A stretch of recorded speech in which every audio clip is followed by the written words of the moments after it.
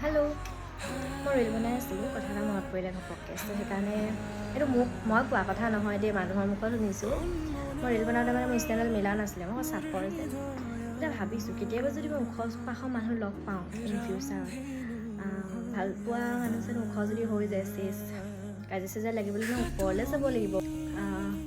ল'ৰাৰ ক্ষেত্ৰতো একেই হয়, ওখ যদি ছোৱালী হৈ যায়, চাপৰ ল'ৰা হৈ ওখ ছোৱালী যদি পাই যায় আৰু তো সেইকাৰণে চাপৰ চাব লাগিব। ধেমালি কৰিছোঁ, সেইটো কথা নহয়। মানুহ ওখ চাপৰত মতলব নাই নহয় জানো। জাষ্ট এনেই আৰু অকণমান মনত পৰিছিলে। মই চাপৰবোৰ কিউট থাকে আৰু ওখবোৰ ধুনীয়া থাকে। চ' সেয়াই, বাকী কাজিয়া চাজিয়া লগাৰ একো চিষ্টেম নাই দিয়ে, মই ধেমালি কৰিলোঁ। সেয়াই আৰু কৈ দিলোঁ চাপৰ মানুহখিনিৰ কথা। ওখ মানুহ পায় বুলি শুনিছোঁ, আৰু ওখ মানুহে চাপৰ মানুহ পায়। চ' সেয়াই কি কৈছোঁ আৰু মই ক'লোঁ কিবা এটা দেই, বেয়া চেয়া নাপাবা কোনোবাই।